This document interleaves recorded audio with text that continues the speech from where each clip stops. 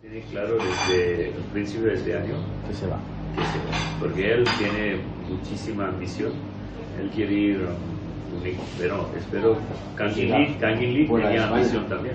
Y yo tenía cerrado un 50% para Valencia y a Braga, que este año ha jugado en Europa y ahora está peleando para volver en Europa.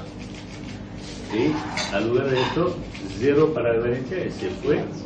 Pero Carlos tiene claro. Se quiere ir, ¿no? Desde el principio de la temporada.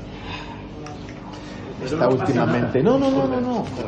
Hay que respetar porque ellos tienen demasiada presión de la afición también. Porque Carlos tiene a sus familiares, sus padres aquí. Para él, el último que quiere es pasarlo como quiera.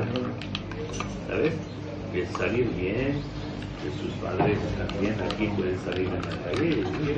Quiere que su familia esté bien aquí. Y yo respeto totalmente. Él es valenciano, ¿no? Tráeme una oferta.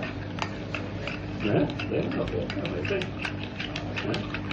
Tu gente, porque si tú sales gratis en enero, te mato.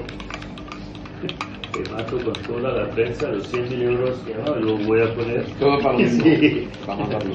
Sí, para matarlo, porque hay que traer dinero. Has crecido en la academia. Claro. Y el club ha invertido muchísimo dinero en ti.